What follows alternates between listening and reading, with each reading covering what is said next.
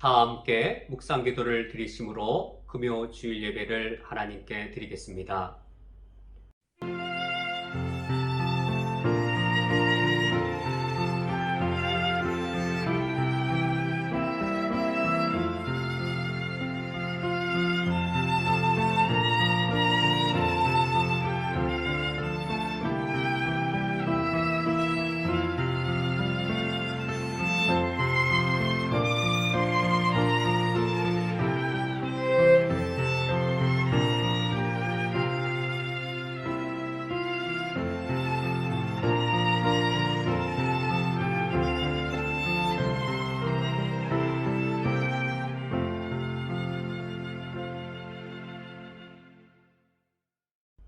여호와께서는 그의 성전에 계시고 여호와의 보좌는 하늘에 있으며 그의 눈이 인생을 통촉하시고 그의 안목이 그들을 감찰하시도다. 아멘.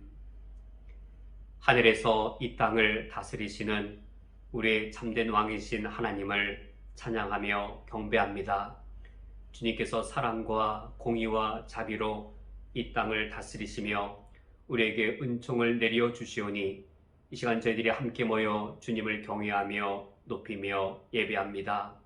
이 시간 우리 중에 오시어서 주님을 향한 우리의 경배를 받아 주시옵소서. 예수 그리스도의 이름으로 기도합니다. 아멘. 다 함께 찬송가 38장 예수 우리 왕이여 찬양하겠습니다.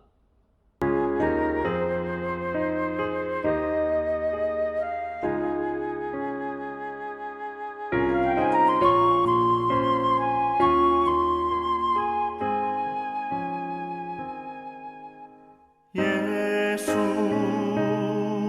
우리 왕이여 이곳에 오셔서 우리가 왕께 드리는 영광을 받아 주소서.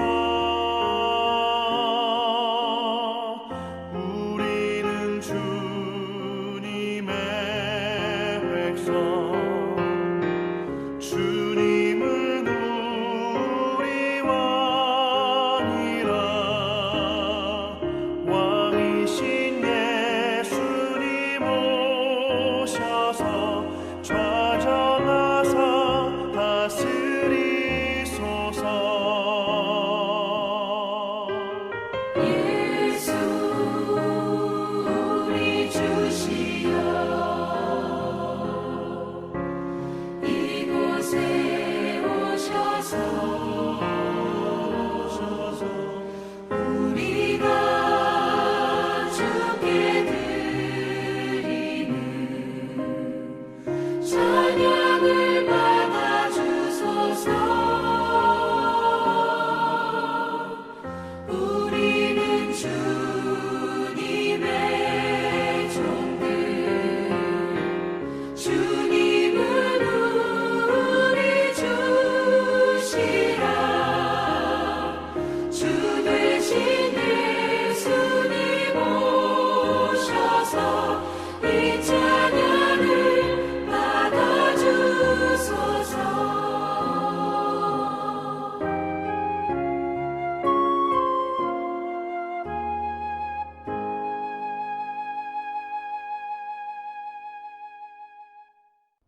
이 시간 우리의 죄를 고백하기 위하여 미가서 6장 6절에서 8절의 말씀을 합독하겠습니다.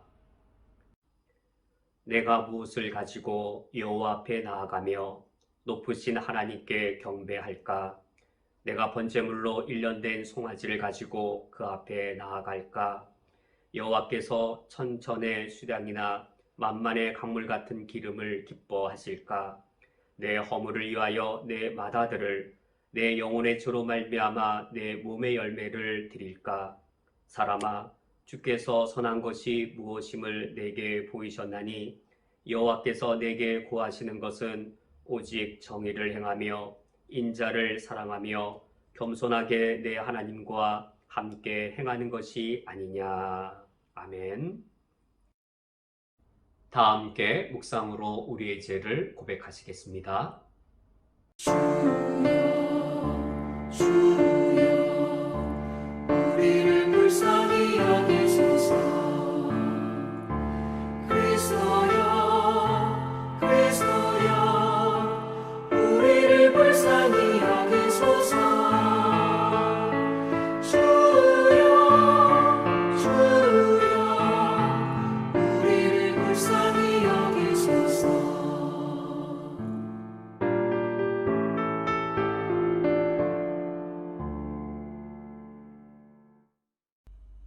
하나님 아버지시여, 이 시간 내가 주님께 고백한 나의 모든 죄악들을 예수 그리스도의 은총에 의하여 사하여 주시오니 감사드리며 기도드립니다.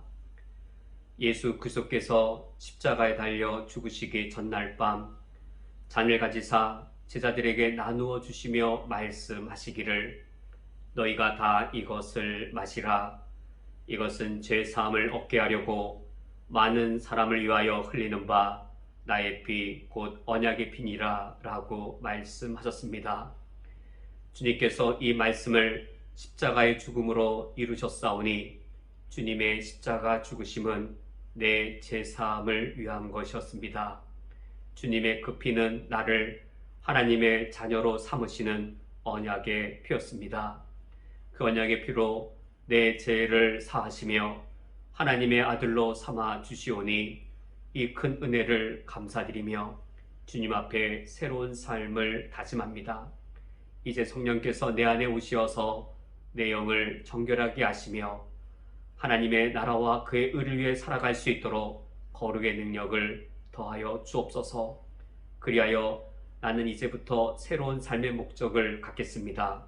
오직 하나님의 영광을 위하여, 예수 그리스도를 기쁘시게 하기 위하여 새로워진 삶의 목적을 위해 살겠습니다.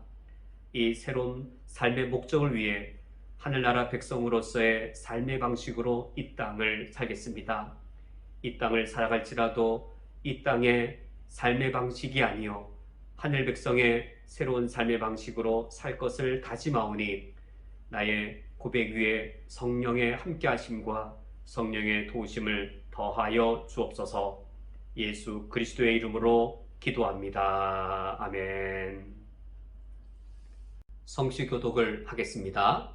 교독문 13번 시편 23편을 교독하겠습니다. 여호와는 나의 목자시니 내게 부족함이 없으리로다. 그가 나를 푸른 풀밭에 누이시며 쓸만한 물가로 인도하시는도다. 내 영혼을 소생시키시고 자기 이름을 위하여 의의 길로 인도하시는도다. 내가 사망의 음침한 골짜기를 다닐지라도 해를 두려워하지 않을 것은 주께서 나와 함께 하심이라. 주의 지팡이와 막대기가 나를 안위하시나이다. 주께서 내 원수의 목전에서 내게 상을 차려주시고 기름을 내 머리에 부으셨으니 내 잔이 넘치나이다. 내 평생의 선하심과 인자하심이 반드시 나를 따르리니 내가 여호와의 집에 영원히 살리로다. 아멘. 다 함께 사도신경으로 신앙 고백하시겠습니다. 전능하사 천지를 만드신 하나님 아버지를 내가 믿사오며 그 외아들 우리 주 예수 그리스도를 믿사오니 이는 성령으로 잉태하사 동정녀 마리에게 나시고 본디오 빌라도에게 고난을 받으사 십자가에 못 박혀 죽으시고 장사한 지 사흘 만에 죽은 자 가운데에서 다시 살아나시며 하늘에 오르사 전능하신 하나님 우편에 앉아 계시다가 저리로서 산자와 죽은 자를 심판하러 오시리라. 성령을 믿사오며 거룩한 공회와 성도가 서로 교통하는 것과 죄를 사하여 주시는 것과 몸이 다시 사는 것과 영원히 사는 것을 믿사옵나이다. 아멘. 다 함께 찬송가 82장 성부의 어린 양이 찬양하겠습니다.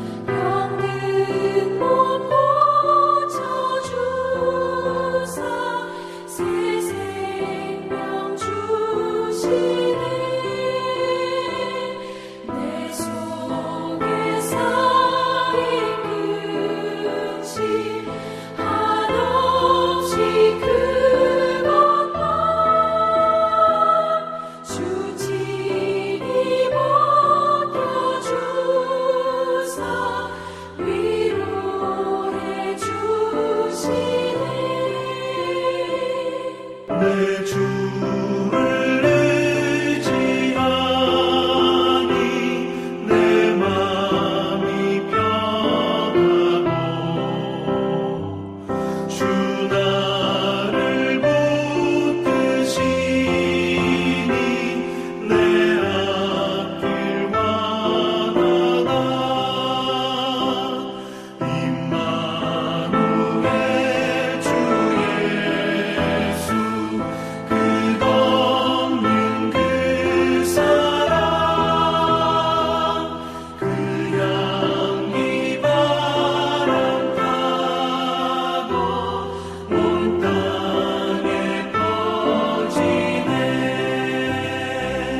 주 예수 보낼 마다 온유한 마음과 겸손한 마음으로 섬기며 살리라. 나 주의 뒤를 따라 저 천국 이르러 천사의 노래 따라 주 찬송하리라.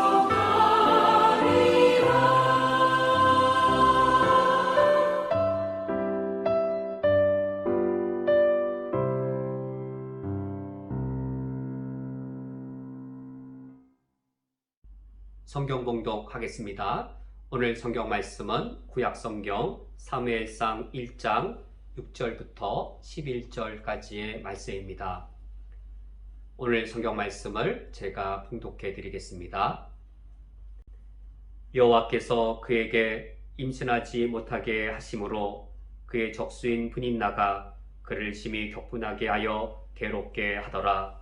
매년 한나가 여호와의 집에 올라갈 때마다 남편이 그같이 하매 브닛나가 그를 격분시키므로 그가 울고 먹지 아니하니 그의 남편 엘가나가 그에게 이르되 한나여 어찌하여 울며 어찌하여 먹지 아니하며 어찌하여 그대의 마음이 슬프냐 내가 그대에게 10 아들보다 낫지 아니하냐 하니라.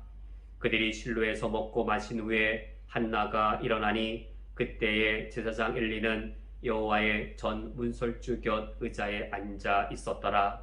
한나가 마음이 괴로워서 여호와께 기도하고 통곡하며 서원하여 이르되 만군의 여호와여 만일 주의 여종의 고통을 돌보시고 나를 기억하사 주의 여종을 잊지 아니하시고 주의 여종에게 아들을 주시면 내가 그의 평생의 그를 여호와께 드리고 삭도를 그의 머리에 대지 아니하겠나이다. 아멘. 다 함께 기도하고 말씀을 듣겠습니다. 하나님 아버지시여, 우리 온 가족이 함께 주의 말씀을 듣습니다. 우리 온 가족이 함께 같은 말씀을 듣는 것이 얼마나 복된 자리인지요. 우리가 함께 같은 말씀을 들으며 우리 가정이 하나님을 섬기는 신앙을 지켜가는 신앙 공동체로 세워지게 하여 주옵소서. 예수 그리스도의 이름으로 기도합니다. 아멘. 우리가 오늘부터 사무엘서의 말씀을 살펴보고자 합니다. 사무엘서의 그 시작은 역사적으로 사사시대 말기를 배경으로 하고 있습니다. 사사시대가 우리에게 생소한데 이 사사시대란 아직 왕이 없던 시대입니다. 이스라엘 민족이 이제 가나안 땅에 정착을 하고 한 200여 년이 지난 후에 왕을 세워서 이스라엘 12지파를 다스리는 그런 정치적으로 통일된 국가를 이루게 되었습니다. 그 중간 시기 가나안 땅을 정복해서 땅을 분배받고 그리고 왕이 세워지기 전까지 사사들이 임의적으로 또는 산발적으로 다스리던 그런 시기를 사사시대라고 말합니다. 이 사사시대는 그 진정한 문제가 단순히 하나의 통일된 왕이 없어서 정치적으로 혼란스러웠던 것, 이것이 근본적인 문제가 아니었고, 이 사사시대를 보여주는 사사기를 읽어보면, 그리고 특히 사사시대의 말기를 보면 이스라엘 민족들이 이 가나안 땅에 정착하여 살면서 가나안의 우상을 받아들입니다. 가나안의 우상뿐만 아니라 가나안의 문화를 받아들이면서 가나안의 부도덕한 제약까지 받아들이게 됩니다. 이것이 사사시대 말기에 가장 심각하고 근본적인 문제였습니다. 이스라엘 백성들이 통일된 어떤 이 왕이 없어서 정치적으로 혼란을 겪는 그 일이 근본적인 문제가 아니라 이런 문제가 진행되어지는 중에 이스라엘 민족이 여호와 외에 가나안의 매력적인 신들을 섬기고 가나안의 문화를 받아들이면서 제약된 일까지 받아들이는 이런 혼란스러운 시기, 이런 사사시대의 말기, 이 시대를 배경으로 하여서 사무엘서가 시작되고 있습니다. 사무엘서가 시작될 때에 사무엘서는 과연 이 누구에게 초점을 맞추면서 이 사무엘서가 시작되고 있는가? 사무엘서는 이처럼 사사시대의 혼란과 절망 속에서 하나님이 소망을 보여주기 위해 하나님이 새로운 역사를 시작하셨는데 그것이 바로 사무엘서입니다. 사무엘서를 통해서 하나님이 사사시대의 그 혼란과 그리고 타락 가운데 그리고 절망할 수밖에 없는 그 사사시대 말기에 하나님께서 어떻게 참된 소망의 길을 보여주시는가, 이것이 사무엘서입니다. 하나님께서 그러면 이스라엘의 이 거대한 역사, 사무엘서라고 하는 거대한 역사서를 과연 어떻게 시작하는가? 하나님께서는 한 가문의 이야기로 이 사무엘서를 시작하고 있습니다. 그것이 사무엘서 1장 1절인데 1장 1절에 말씀 제가 읽어드리면 에브라임 산지 라마다임 소빔에 에브라임 사람 엘가나라 하는 사람이 있었으니 그는 여로함의 아들이요 엘류의 손자요 도우의 증손이요 숲의 편손이더라. 모든 시대에 그 시대에 모든 사람들이 다 타락하였을지라도 그러나 어떤 한 사람, 어떤 한 가문만은 여호와를 섬기는 어떤 경건한 신앙을 유지할 수는 있는 것이지요. 바로 그 인물과 가정이 바로 엘가나였습니다. 1장 1절에 이 엘가나는 에브라임 지파에 속한 사람이었고 그가 사는 지역은 라마다임 소빔이라는 지역이었습니다. 이 엘가나를 소개할 때에 여로보암, 엘리후, 도후, 숲이라고 하는 4대를 거슬러 올라가는 그런 조상들의 족보를 열거한 걸 볼 때에 이 엘가나란 이 라마다임 소빔이란 이 지역에서 명문 가정인 것을 우리가 알 수 있습니다. 이스라엘 민족이 가나안 땅에 처음 정착하고 왕국이 세워지기 전까지 한 200여 년의 어떤 사사시대의 혼란을 겪습니다. 우상 숭배나 또는 이방의 타락한 문화까지 받아들이면서 사사시대 아주 혼란스러운 시대인데 이때 이 엘가나라는 인물은 4대를 거슬러 올라갈 만큼의 4대 동안 하나님 아버지 앞에서의 어떤 경건을 지키고 있었고 라마다임 소빔이란 이 지역에서는 어떤 이 명망을 얻는 그런 가문인 것이지요.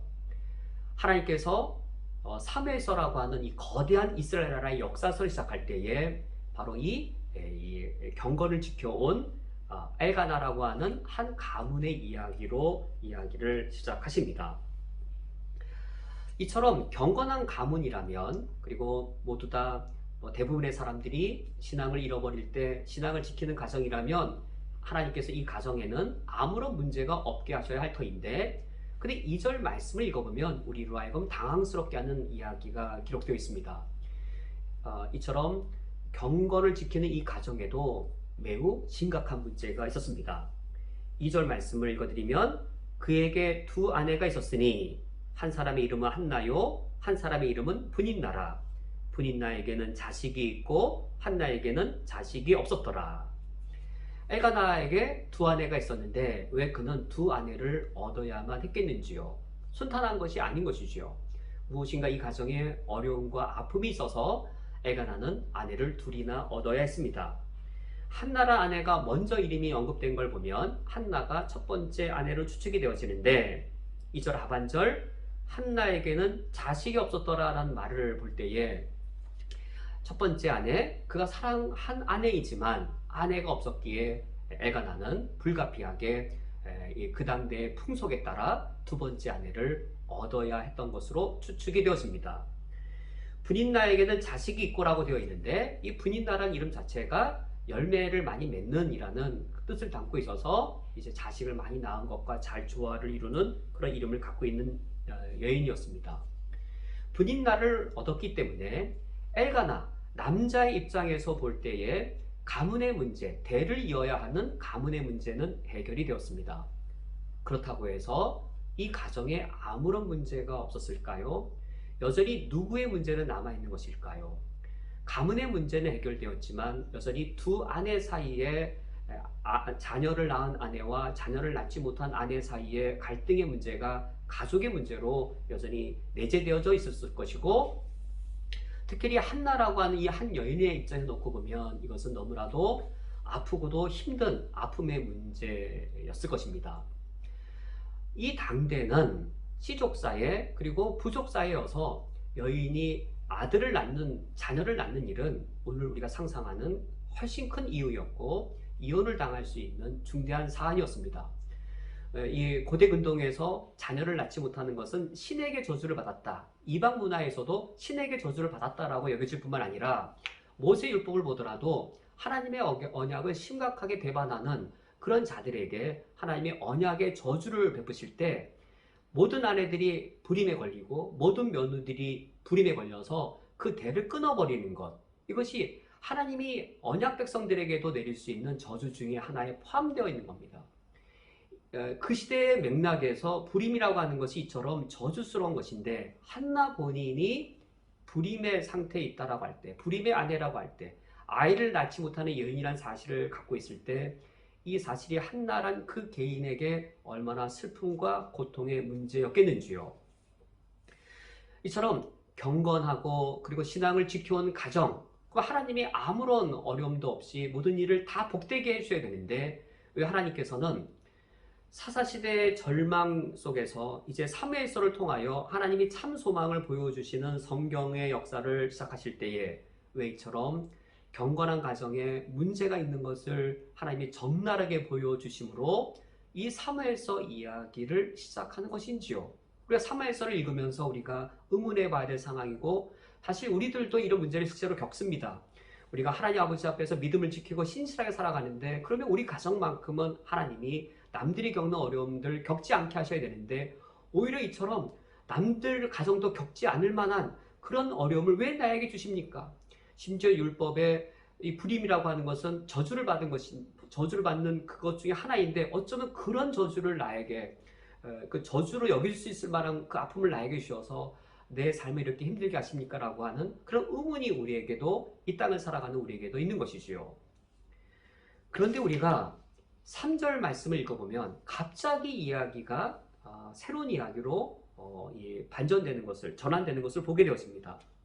3절 말씀을 읽어드리면 이 사람이 매년 자기 성읍에서 나와서 실로에 올라가서 만군의 여호와께 예배하며 제사를 드렸는데 엘리의 두 아들 홈니와 비나스가 여호와의 제사장으로 거기 있었더라 라고 하여서 1절에서 엘가나, 어떤 족보 있는 명문가정 엘가나의 이야기로 시작되어지고 2절에서 이 엘가나 가정에 있는 불임의 문제를 이야기하고 한나가 그 불임의 어려움을 겪는 여인인 것으로 한나의 불임 이야기로 전개된 이후에 갑자기 하나님께서 엘가나의 가정을 엘리 제사장의 가정과 대조시키는 이야기로 갑자기 새로운 이야기로 넘어가고 있습니다. 3절에 이 사람이 매년 자기 성읍에서 나와서 실로에 올라가서 만군의 여호와께 예배하며 제사를 드렸다라는 이 사실은 오늘날로 말하면 어떤 일일까? 이런 이야기입니다. 김 집사님 어떤 분인 줄 알아? 매일 새벽 예배에 1년에 한 번은 3일 금식 기도도 하거든. 뭐 이런 정도의 표현입니다. 우리가 그 정도 이야기하면 얼마나 신앙에 있어서 헌신적이고 열심인지 우리가 한 번에 이야기되는 것이 바로 3절 상반절에 엘가나는 매년 실내에 올라가서 만군의 여호와께 예배하고 제사 드렸다라는 이 이야기 하나로 이제 얼마나 성실하게 경건하게 하나님 섬겼는지 다 알려지는 것이죠. 여기 실로란 곳은 예루살렘 이전의 중앙성소입니다. 이제 다윗 이후에 예루살렘이 중앙성소가 되어져서 영적 중심지가 예루살렘이 되어지는데 그 이전까지 사사시대에는 실로에 성막이 있었고 여기에 법궤가 있어서 실로가 중앙성소의 역할을 했습니다. 엘가나가 실로까지 가려면 지금 지도상으로 한 35km 정도 결코 가깝지 않은 거리인데 어린 자녀들까지 다 이제 불러서 수레를 끌고 거기에 먹을 양식을 싣고 제사 드릴 그 재물까지 싣고 간다는 것은 큰 일이었고 최소한 이틀 이상 걸리는 먼 길이었습니다. 재정적인 경비나 그 가정이 헌신해야 될 일들은 대단히 큰 일인데 이 매년 드리는 것은 의무적인 예배도 아니고 이건 자원하는 것이었습니다. 그러므로 이 엘가나의 가정이 그 시대에 상당히 명문 가문이 돼 경건을 겸비한 가정인 것을 알 수 있습니다. 이처럼 엘가나는 그의 가정을 신앙으로 지켜나간 것이죠. 첫 번째 부인 한나는 물론 몸으로는 불임을 겪고 있지만 이처럼 엘가나는 그의 자녀들, 그의 가정을 신앙으로 대를 이어가는 그런 가정이었습니다. 이것에 대비되어 엘리 제사장은 어떤 가문이었는가? 엘리가 대제사장의 역할을 하고 있는데 엘리의 두 아들의 이름이 언급되어 있습니다. 홈니와 비느하스가 여호와의 제사장으로 거기 있었더라. 엘리는 이미 나이가 많아서 이제 대제사장의 역할을 그냥 이제 어떤 이름으로 이제 주로 하는 것이었고, 홈니와 비느하스가 젊은 제사장으로서 실무의 일들을 실세로서 이 역할들을 감당하고 있었습니다. 그런데 홈니와 비느하스는 그 시대 사람들이 들으면 누구나 다 알 만큼 악명 높은 그러한 대제사장이었습니다. 사무엘상의 이야기 읽어보면 이 성전의 거룩한 재물을 물질적으로 탐하여서 물질적으로 이 성전의 이 재물들을 그들이 불법적으로 가져갑니다. 뿐만 아니라 심지어 해막에 있는 해막을 수송드는 여인들을 성적으로 범할 정도로 악명 높은 두 아들이었습니다. 그렇다면 엘가나의 가정과 엘리의 가정, 누가 정말로 불임에 걸린 가정인가요? 엘리 제사장의 가문에서 경건한 제사장들이 태어나서 제사장의 대를 이어가야 하는 것이죠. 그러나 엘리 제사장 가문에서 그 대를 이을 만한 경건한 제사장들이 태어나지 않고 있습니다. 오히려 악명 높은 홈니와 비느하스 같은 이들이 제사장 역할을 하고 있습니다. 이 3절 이야기가 어떤 문맥에서 등장하고 있는지요? 엘가나의 명문 있는 가정, 그러나 이게 1절, 그러나 2절에서 이 한나가 불임을 겪고 있으므로 엘가나의 가정에 불임이란 문제가 있는 이 이야기에 뒤따라서 두 가문이 대조되어지고 있습니다. 그러면 누가 진정으로 불임을 겪는 가문인가? 엘가나의 육적인 그런 몸의 불임인가? 아니면 엘리 대제사장의 이 가문, 경건한 제사장이 태어나지 않는 이것이 진정한 영적 불임인가? 그리하여 이스라엘 나라, 사사시대 말기에 이르렀을 때 이스라엘 나라 자체가 영적 불임에 걸려 있는데 진정으로 이스라엘의 문제는 어떤 문제인가? 라는 사실을 사무엘상 1장 1절에서 3절 이 초반부에서 사무엘서라고 하는 이스라엘의 아주 중대한 역사서를 시작할 때 초반부에서 이러한 문제를 하나님께서 제기하고 있습니다. 그런데 이러한 영적 불임은 단지 엘리 제사장 가문만의 문제가 아니었습니다. 그 당시 사사시대의 말기에 이스라엘 민족 전체에 만연되어 있는 문제였습니다. 이스라엘 민족은 그 당시로부터 200년 전 출애굽을 한 이후에 드디어 가나안 땅에 정착합니다. 그때 이스라엘 백성은 하나님의 언약 백성으로서 가나안 땅에서 제사장 나라의 소명 그리고 거룩한 백성의 소명으로 살아야 했습니다. 거룩한 백성으로 삶으로써 우상을 섬기던 이방 민족에게 여호와 하나님이 참 하나님이란 사실을 알게 해주어야 했었고, 그들이 십계명을 지켜 거룩한 백성으로 삶으로 부도덕함에 살고 있는 이방 백성들을 거룩한 삶으로 인도해 내어야 했습니다. 이스라엘 백성들, 그들은 가나안 땅에서 하나님의 언약 백성으로 제사장 나라 그리고 거룩한 백성으로 그 소명의 삶을 삶으로써 가나안 땅의 이방 민족들에게 영향력을 미치고 그들을 변화시켜야 했습니다. 그러나 200년이 지난 지금 오히려 상황은 정반대가 되어 버렸습니다. 오히려 이스라엘 민족이 가나안 땅의 토착 우상과 토착 문화에 동화되어 버렸기 때문입니다. 이스라엘 민족이 바알을 비롯한 가나안 땅의 우상들을 볼 때 큰 매력을 느끼게 되었고, 가나안 땅의 여러 타락한 문화들을 경험할 때에 급속하게 흡수되어 버렸습니다. 이러한 이스라엘 부모들로부터 가나안의 가치관과 문화에 물든 그들의 자녀들이 태어났습니다. 그렇다면 이스라엘 민족이 무슨 일에 있어서 실패한 것인가요? 이 실패는 단순히 엘리 제사장 가문만의 실패가 아니었습니다. 엘리 제사장이 거룩한 제사장으로 살아갈 아들을 낳는 일에 엘리 제사장만 실패한 것이 아니라 이스라엘 민족 전체가 가나안 땅에서 거룩하게 살아가야 할, 하나님의 제사장 역할을 해야 할 하나님의 자녀를 낳는 일에 있어서 실패한 것이었습니다. 그러므로 사사기의 말씀을 읽어볼 때에 사사시대 말기에 이르렀을 때 그때 이스라엘 민족 전체가 영적 불임에 걸려 있었던 것이지요. 이처럼 영적 불임에 걸려 있는 이스라엘 민족, 우리가 사사기를 읽어보면 바로 이 죄악 때문에 하나님께서 반복하여 이스라엘을 심판하십니다.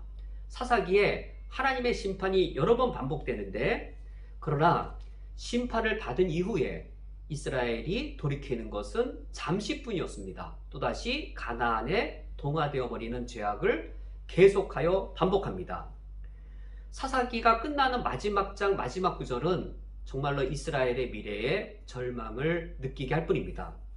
사사기 마지막 구절, 사사기 21장 25절 말씀을 읽어드리면, 그때 이스라엘의 왕이 없으므로 사람이 각기 자기 소견에 옳은 대로 행하였더라. 사사시대 말기에 왕만 없었던 것이 아니라 하나님도 그들에게 계시지 않았고, 그들에게는 하나님의 율법이 중요한 것이 아니라 사람이 각기 소견에 옳은 대로 행하여서 하나님의 법도와 율례를 어기는 일이 만연되어져 있었습니다. 사람들이 각기 자기 소견에 옳은 대로 행동함으로 가나안의 이방 사람들과 전혀 다를 바가 없었습니다.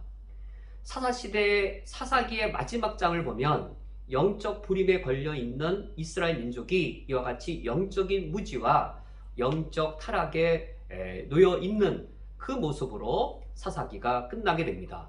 이스라엘의 민족이 정말로 이처럼 절망인가? 이스라엘 민족이 이처럼 절망으로 끝나는가? 란 의문으로 사사기가 종결되어집니다. 그렇다면 이처럼 타락한 이스라엘 민족에게도 과연 소망이 가능하겠는지요? 사사시대의 이스라엘 민족은 영적으로 타락하고 도덕적으로 부패하여서 영적 불임에 걸릴 수밖에 없었습니다. 영적으로 타락하고 도덕적으로 부패했으므로 그들은 가나안의 이방신들을 볼 때 매력을 느꼈고, 가나안의 제약된 문화를 접할 때에 매우 달콤한 것으로 느낄 수밖에 없었습니다. 그들이 가나안 땅에 급속하게 흡수되어져 갔기 때문에 이러한 부모 세대들로부터 제사장 나라와 거룩한 백성으로 그들의 자녀들이 태어날 수 없었습니다. 이스라엘 백성들, 이처럼 영적인 타락과 도덕적인 부패로 영적 불임에 걸릴 수밖에 없었는데, 과연 이것은 이스라엘의 미래에 대해 무엇을 가리키는 것일까요? 고대인의 문화에서 불임이란 자녀가 없으므로 미래가 없는 것을 상징했습니다. 그것은 옳은 말인 것이죠. 불임이란 자녀가 없어서 미래가 없는 것이기 때문에 우리가 사사기의 마지막 구절까지 읽고 났을 때 영적 불임에 걸린 이스라엘 민족, 그들에게는 미래도 없고 이스라엘 미래는 절망적이다라고 밖에 할 수 없는 것이지요. 이러한 사사기의 이야기는 누구의 이야기이겠습니까? 영적 불임에 걸려서, 부모 세대가 영적 불임에 걸려서 거룩한 백성으로 하나님의 제사장 역할을 할 다음 세대들을 태어나게 하고 길러내지 못하는 이런 영적 불임의 상태는 누구의 이야기이겠는지요? 바로 오늘의 이야기이고 현대교회의 이야기이고 우리 교회 한국교회의 이야기입니다.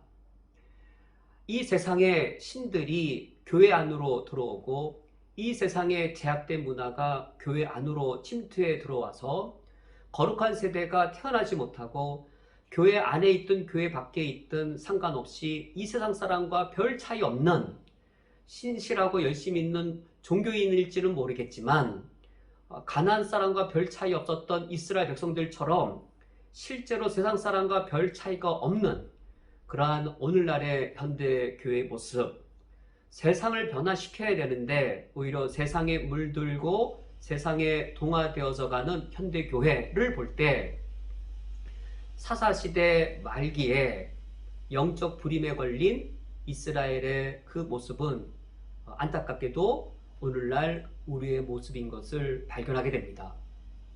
이처럼 사사시대에 절망할 때에 이스라엘의 미래가 보이지 아니할 때에 바로 그때에 하나님의 소망을 이야기해주는 성경이 등장하는데 바로 사사기 뒤에 곧바로 이어지는 두 개의 성경입니다. 첫 번째 성경이 룻기이고 두 번째 성경이 사무엘상입니다. 사사기에 이어지는 두 개의 성경 룻기와 사무엘상은 이스라엘의 절망의 상황에서 그러나 하나님의 소망, 참 소망의 이야기를 들려주는 말씀입니다. 그래서 우리가 룻기를 읽을 때 또는 사무엘서를 읽을 때 영적 불임에 걸린 이스라엘 안에서 하나님의 소망, 참 소망의 이야기를 우리가 읽을 수 있습니다. 그래서 우리가 바로 이런 동기와 이런 목적으로 우리가 이번 주부터 사무엘서 말씀을 묵상하기를 원합니다. 그러면 사사기의 절망 속에서 하나님의 참된 소망을 보여주는 룻기 또 사무엘서 어떤 말씀들인가, 어떻게 하나님께서 이런 절망의 상황에서 하나님의 소망의 그 이야기를 들을 수 있게 해주는가. 공교롭게도 여기에 공통점이 있습니다. 이 사무엘서 곧바로 이어지는 룻기는 사사시대를 배경으로 쓰여진 성경이고 룻기의 역사적 배경이 사사시대이고 사무엘서의 그 앞부분이 사사시대 말기가 그 시대적 배경입니다. 같은 사사시대의 배경인 것이죠. 이때 룻기의 주인공들을 보면 과부들입니다. 세 과부들입니다. 그리고 이 사무엘서 앞부분에 등장하는 주인공은 불임에 걸린 한나입니다. 공교롭게도 영적 불임에 걸린 이스라엘 백성 안에서 하나님의 소망을 발견하도록 하기 위해 하나님이 들려주시는 그 주인공들이 과부와 이 불임에 걸린 한 여인입니다. 과부와 불임의 한 여인으로부터 과연 어떻게 아기가 태어날 수 있겠는지요. 그런데도 우리가 룻기를 읽으면 영적 불임에 걸린 이스라엘 백성 안에 하나님의 참된 소망을 발견할 수 있습니다. 룻기에는 3명의 과부가 등장하는데 그들이 과연 어떻게 아들을 낳을 수 있겠는지요. 룻기는 매우 짧은 이야기이지만 룻기의 별명이 사사기와 같이 딱딱한 이야기 속에 조개 껍질이 딱딱한 2개 안에 조개 껍질을 열면 그 안에 부드러운 속살이 있는 것으로 룻기를 비유합니다. 딱딱한 사사시대의 역사 이야기 안에 그 안을 열어보면 매우 부드러운 이야기가 담겨 있는데 룻기는 매우 분량이 짧지만 이 정교한 문예 구조를 갖고 있는 그리하여 아주 아름답고도 강력하게 하나님의 소망을 이야기해주는 이 하나님의 아름답고도 아주 멋진 하나님의 말씀입니다. 여기에 3명의 과부가 등장하는데 시어머니도 과부요 2 며느리도 과부입니다. 그 과부 중에 한 명이 룻기의 주인공인 룻이지요. 이 룻기가 어떻게 끝나는가? 룻기의 마지막 장 마지막 구절을 보면 족보로 끝납니다. 그리고 그 족보의 마지막 룻기의 족보 중에 마지막 구절 룻기의 마지막 장 마지막 구절을 제가 읽어드리면 룻기 4장 22절 말씀에 오벳은 이새를 낳고 이새는 다윗 왕을 낳았더라라는 말씀으로 룻기가 끝나고 있습니다. 여기에 오벳은 누구인가? 그리고 다윗 왕은 누구인가? 이 오벳이 바로 룻이 낳은 과부였던 룻이 낳은 아들이 바로 오벳인데, 다윗은 누구인가? 다윗은 바로 이스라엘의 소망입니다.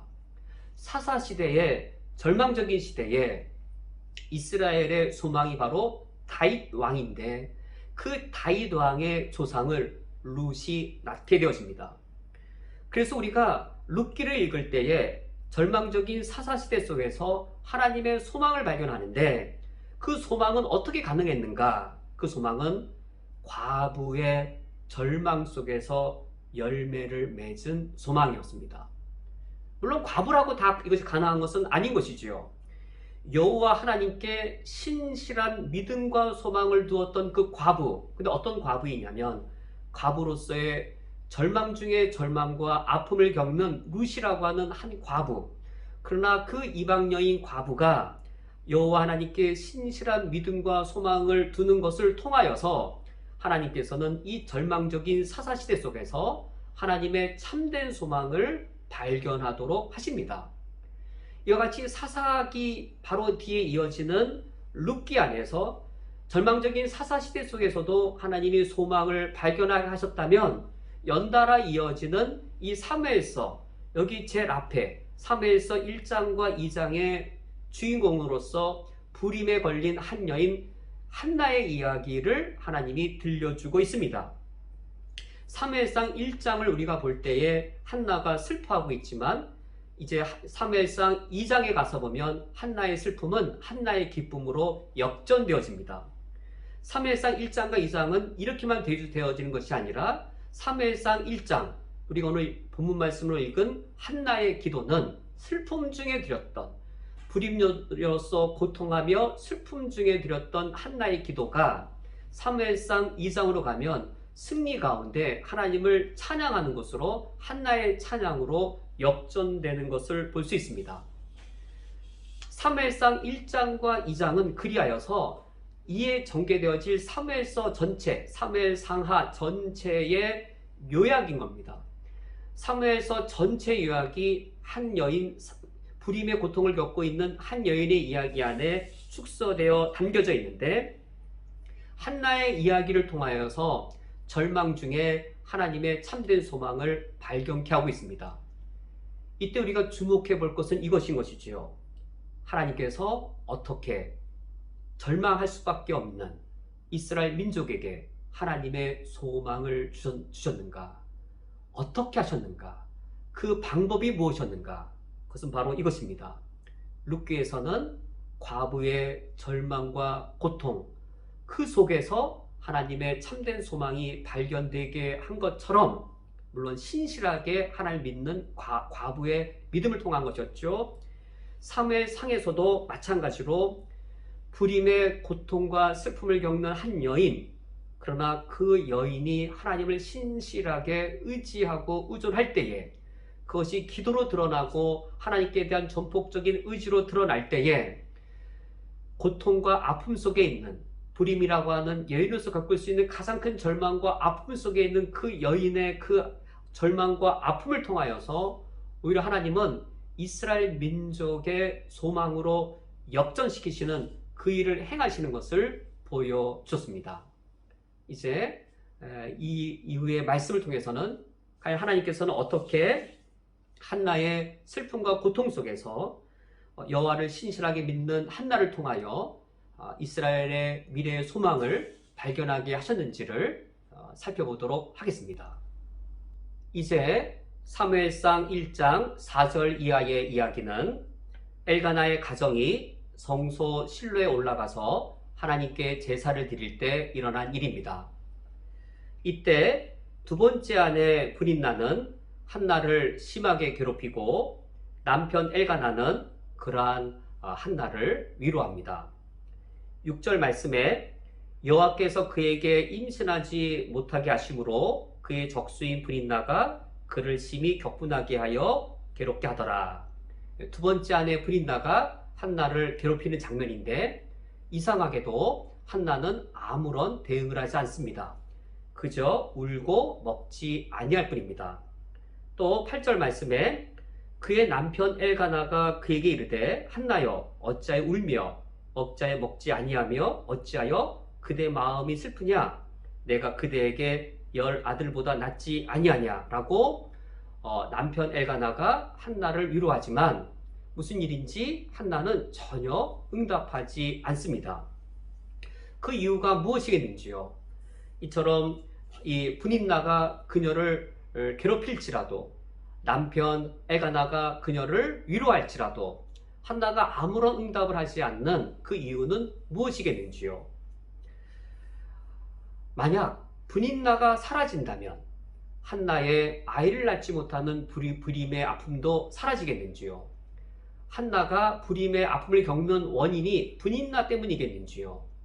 또 남편 엘가나가 아무리 위로한들 한나가 지금 겪고 있는 아이를 낳지 못하는 불임의 아픔이 과연 진정으로 위로받을 수 있겠는지요? 한나는 나의 아픔의 근본적인 원인이 분인나 때문이 아니라는 사실을 믿음으로 알았습니다.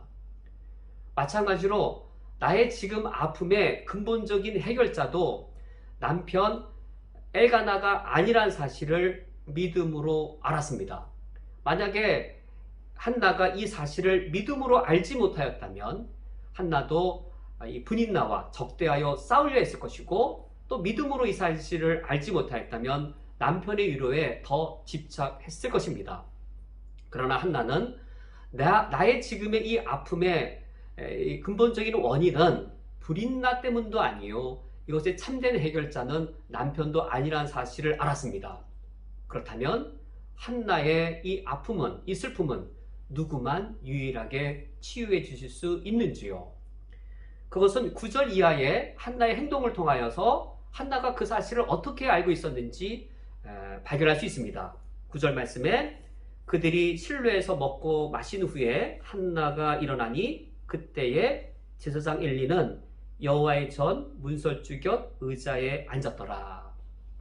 한나가 식사를 다 마친 후에 찾아간 곳은 여호와의 전이었습니다. 내 문제의 근본적인 원인 그리고 진정한 해결자 하나님께로 나아가야 그것이 해결될 수 있음을 믿음으로 한나가 아는 것이지요. 그래야 10절 말씀에 한나가 마음이 괴로워서 여호와께 기도하고 통곡하며 여호와의 전에 나아가 드디어 한나가 그의 괴로운 마음을 하나님께 기도로 아뢰입니다. 그리고 한나가 통곡하며 웁니다. 아이가 없는 아픔에 하나님께 나아가는 그 모습, 분인나와 싸우거나 남편에게 더 집착하면서 위로를 구하거나 그것이 아닌 아무런 응답 없이 여호와께 나아가서 그의 괴로운 마음을 쏟아놓으며 기도하는 이 모습에서, 통곡하는 그녀의 모습에서 우리는 한나의 믿음의 모습을 눈으로 볼 수 있습니다. 그리고 우리가 11절에서 한나가 기도드린 내용을 읽어볼 때 한나가 어떠한 믿음으로 하나님께 기도를 드렸는지, 그리고 이때 한나의 믿음이 얼마나 성숙한 믿음이었는지를 알 수 있습니다. 11절 말씀에 서나에 이르되 만군의 여호와여 만일 주의 여종의 고통을 돌보시고 나를 기억하사 주의 여종을 잊지 아니하시고 주의 여종에게 아들을 주시면 내가 그의 평생의 그를 여호와께 드리고 삭도를 그의 머리에 대지 아니하겠나이다 라고 이제 한나가 하나님께 기도를 드립니다. 이 기도가 특별히 여기서 서나에 이르되 서원기도라는 사실을 우리가 유념할 때에 이 기도가 한나가 이날 당장 기도를 드린 것이 아님을 우리는 충분히 유추할 수 있습니다. 이미 여러 날 여러 번 기도하던 중에 이날 서원 기도를 드린 것이겠지요. 이 서원 기도의 내용도 상당히 압축되어져서 한나가 이제까지 드렸던 기도들을 종합적으로 요약한 것임을 우리 충분히 유추할 수 있습니다.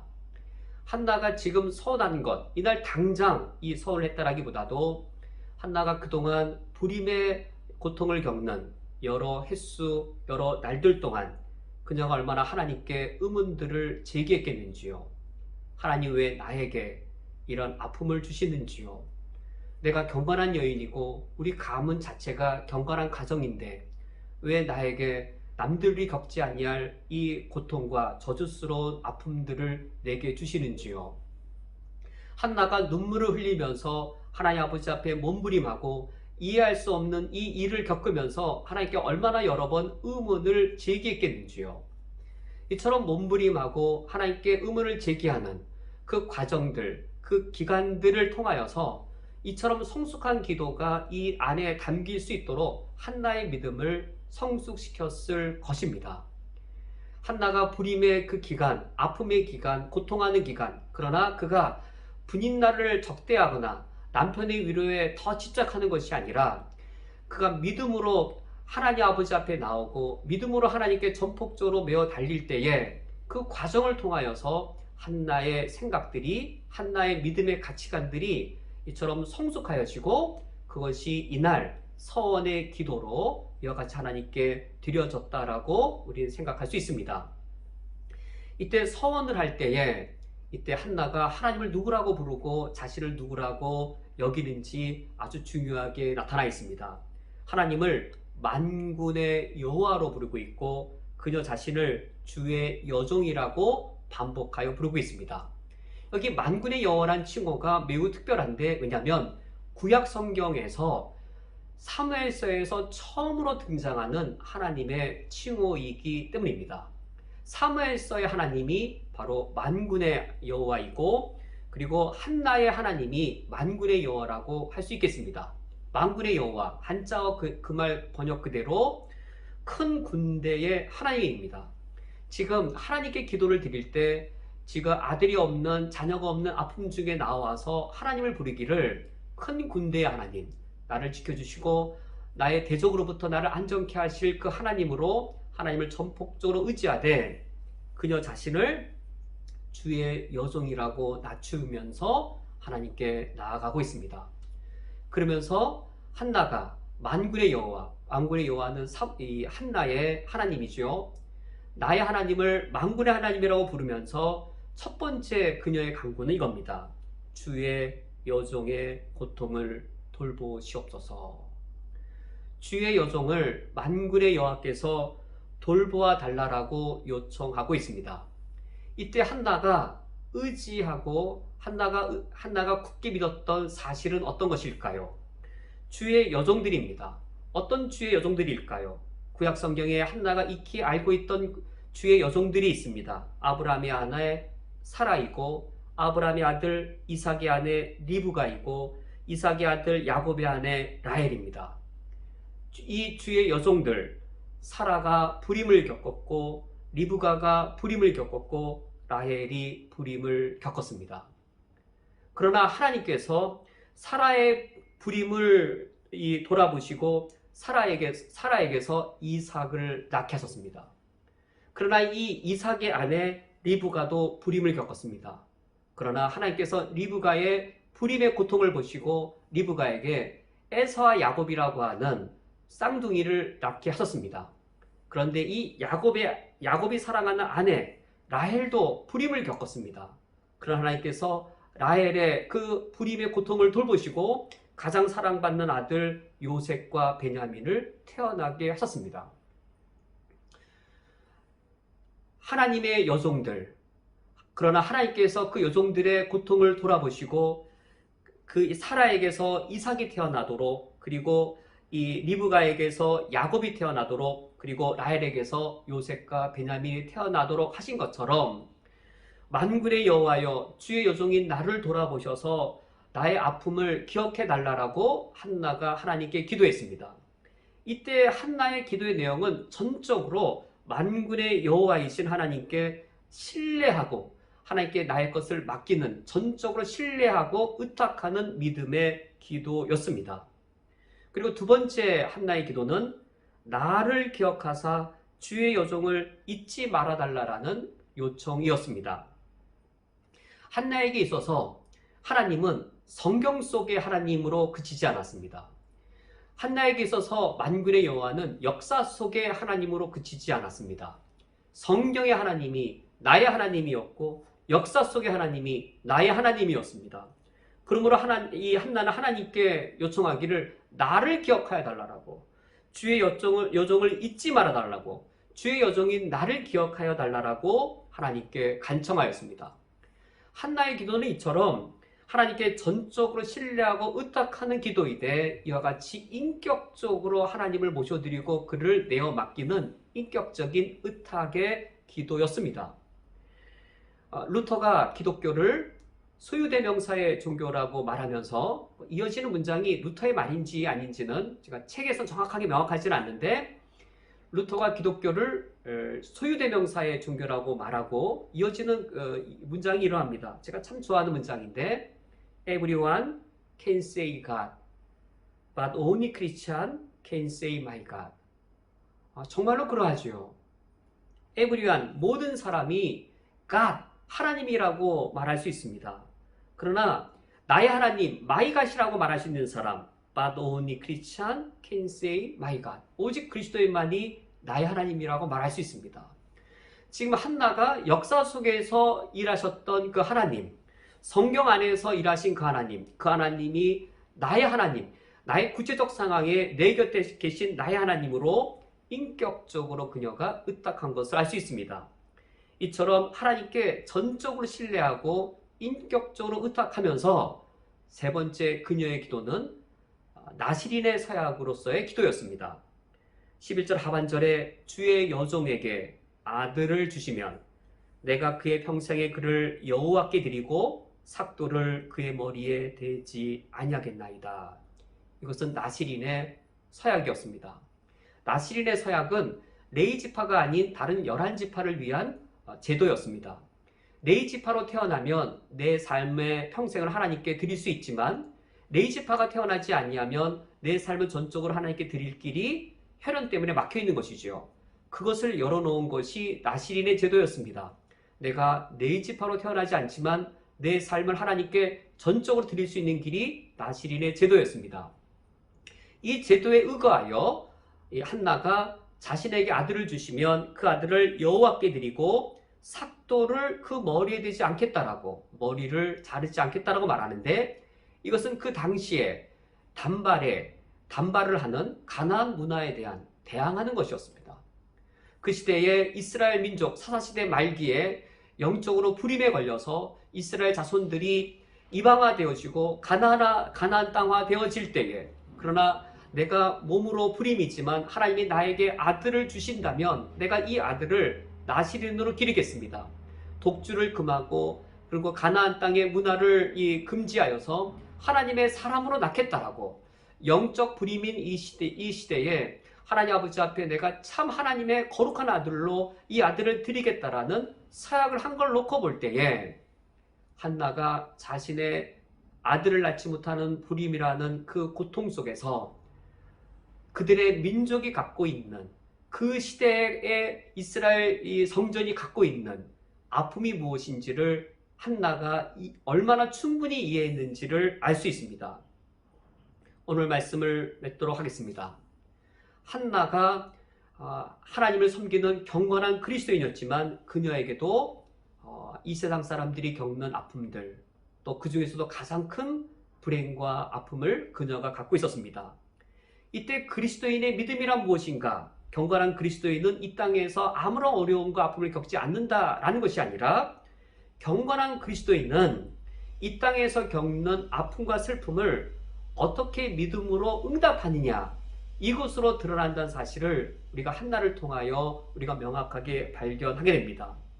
한나에게 있는 아들을 낳지 못하는 불임의 슬픔과 아픔, 그녀는 이것을 믿음으로 하나님 아버지 앞에 바르게 응답하고 믿음으로 하나님 아버지 앞에 바르게 나아갈 때에 하나님께서는 이 한나의 이 아들을 낳지 못하는 아픔을 사용하셔서 한나의 아픔이 이스라엘의 민족에 소망을 주는 길로 하나님이 그 길을 여셨습니다. 마찬가지입니다. 우리들도 마찬가지입니다. 우리에게 믿음이 있다는 사실은 무엇인가? 우리가 이 땅을 살아갈 때 우리가 겪는 아픔과 시련들, 어떻게 우리가 믿음으로 바르게 응답하는가? 이것이 우리가 믿음으로 드러낼 바입니다. 우리가 겪는 아픔과 시련들을 믿음으로 바르게 응답할 때에 하나님은 그 자리, 그 사건들을 통하여서 우리가 믿음으로 응답하는 것을 방편으로 사용하셔서 하나님께서 하나님의 일을 이루시고 하나님의 미래의 길을 열어가시는 것을 우리가 확인할 수 있습니다. 오늘 말씀을 기억하며 이 시간 함께 다짐의 기도를 드리시겠습니다. 먼저 우리 한국교회를 위해 기도하기 원합니다.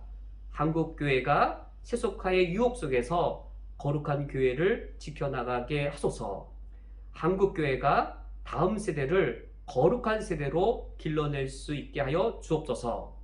현재 내 삶의 아픔과 시련을 나도 한나와 같이 신실한 믿음으로 올바르게 하나님께 의탁하게 하옵소서. 이상의 기도 제목과 더불어 우리 각자 받은 하나님의 말씀의 도전을 가지고 하나님께 다짐의 기도를 드리시겠습니다.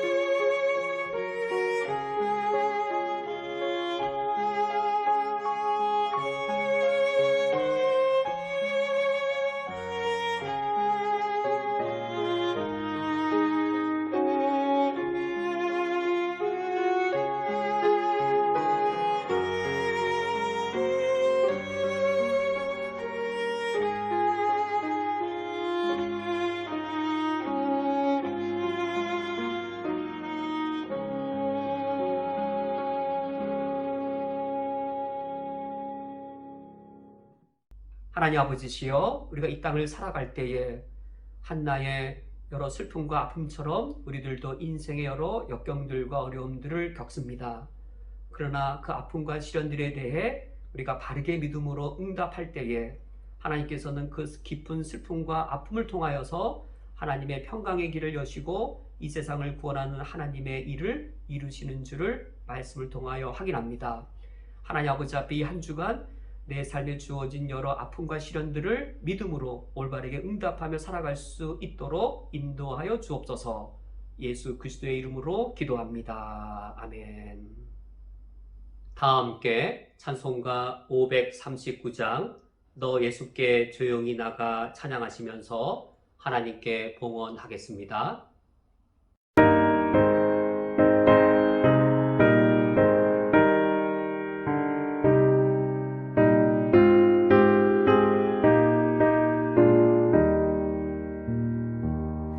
너 예수께 조용히 나가 내 모든 짐 내려놓고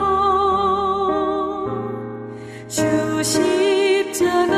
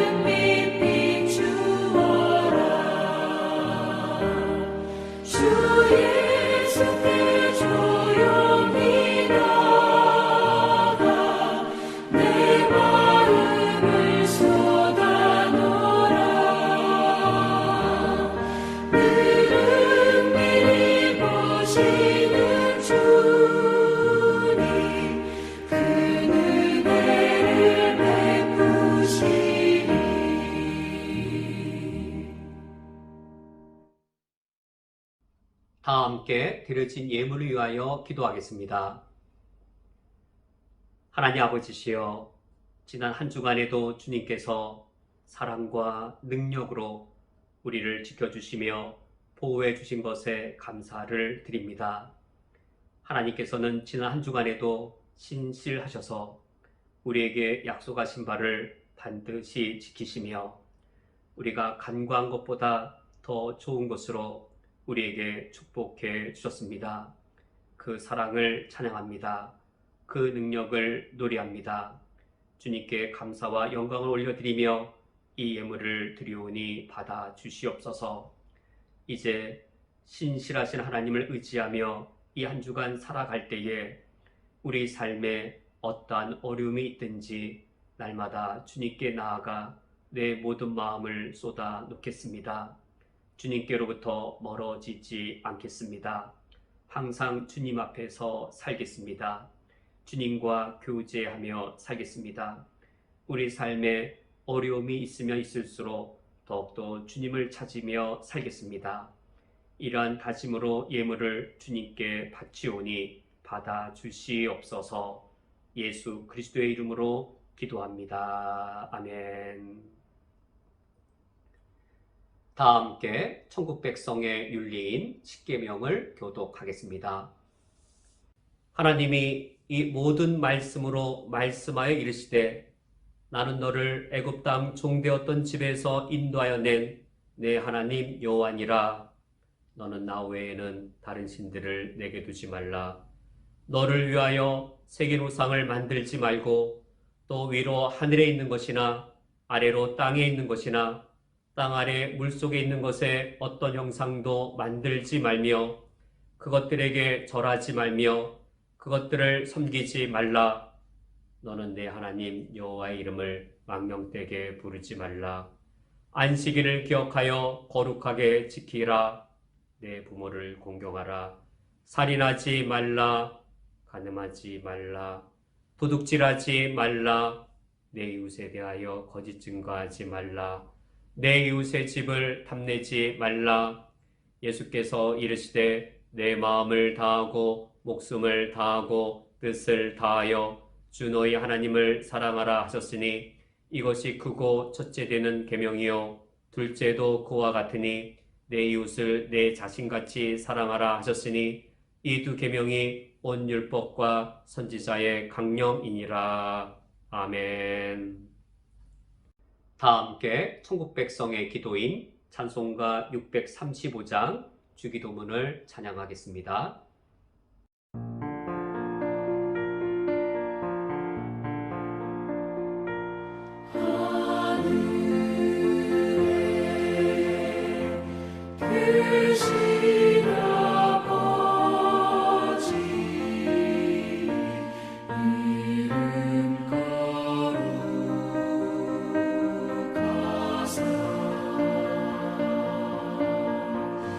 주님 나라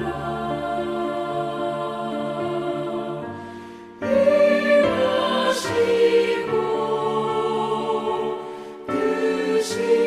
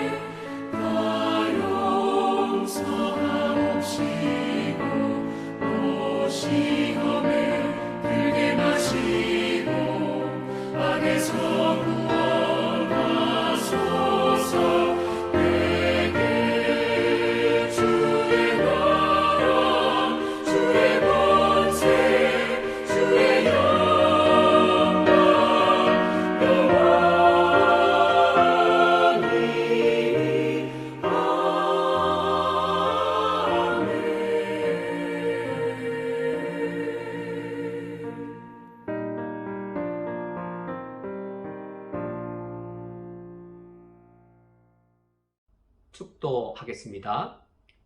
지금은 우리 주 예수 그리스도의 은혜와 하나님 아버지의 무한하신 사랑하심과 성령 하나님의 역사하심이 하나님의 영광을 위하여 하늘 백성으로 살아가기를 다짐하는 쿠웨이트 한인연합교회 위에 각 처소에서 주를 예배하는 모든 주의 권속들 위에 영원토록 함께 있을지어다. 아멘.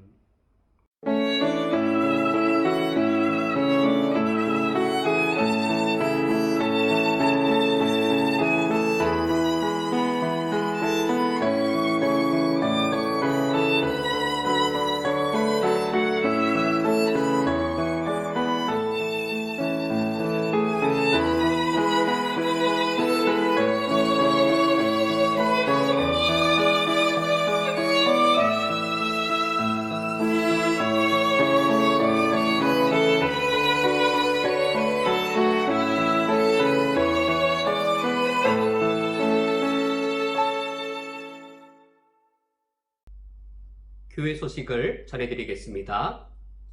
예배 안내입니다. 모든 공예배는 인터넷으로 진행됩니다.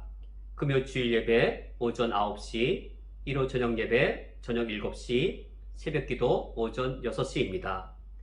이번 주 1호 저녁 예배는 모세 율법 중에서 아주 중요한 부분을 차지하는 언약법전의 내용들을 살펴보겠습니다. 이 언약법전의 내용은 기독교가 어떠한 종교이며 기독교의 구원이 어떠한 것인지를 잘 밝혀주고 있습니다. 주일학교 어린이부의 예배 영상이 밴드와 카톡을 통하여 배포됩니다. 청소년부의 반별 모임은 오늘 금요일 오전 10시 반 인터넷 영상으로 진행됩니다. 이번 주간 중보기도, 먼저 쿠웨이트를 위하여 기도를 부탁드립니다. 쿠웨이트의 경제 활성화 정책과 코로나 방역 정책이 함께 잘 성공적으로 진행될 수 있도록, 쿠웨이트의 백신 공급이 안정적으로 이루어지는 일과 백신 접종이 신속하게 이루어지는 것을 위하여, 쿠웨이트의 3국인 근로자들이 긴급한 위기 상황에 처하지 않도록, 우리 교회의 교우들을 위하여 기도를 부탁드립니다. 믿음과 양심을 지키며 사업하시는 우리 교우들의 기업과 사업체를 안전하게 지키어 주시도록, 새로운 사업과 직장을 찾는 우리 교우들의 길을 순적하게 인도하여 주시도록, 현장 근무하는 우리 교우들을 코로나 감염의 위기로부터 지켜 주시도록, 세계를 위하여 기도를 부탁드립니다.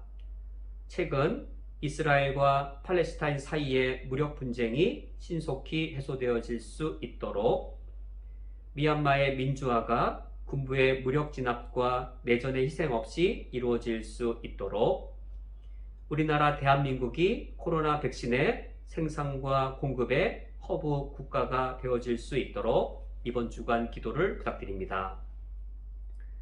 구역예배, 온라인 구역장 모임은 월요일 오후 3시에, 온라인 구역 예배는 수요일 오전 10시 또는 각 구역 상황에 맞도록 드리시면 되겠습니다. 구역 공가는 교회 밴드에 올려져 있습니다. 구역 예배는 5월 26일 다음 주 구역 예배 후에 방학하게 됩니다. 주일학교 수료 예배, 다음 주 5월 28일 주일은 어린이부와 청소년부의 수료 예배로 드리겠습니다. 교우 소식, 유군수 지사님, 김천미 권사님 가정 두바이로 이주하셨습니다. 강혜성 성도님 한국으로 귀국하셨습니다. 우리 성도님들께서 새로운 곳에 가실 때에 하나님의 평안한 인도하심이 있도록 기도를 부탁드립니다. 헌금을 드리기 원하시는 성도님들께서는 오프라인 헌금이나 온라인 헌금 중에서 가장 편리한 방식으로 자유롭게 드리시면 되겠습니다. 이제 옆 사람과 함께 인사 나누시면서 하나님의 약속, 축복송으로 폐회하겠습니다.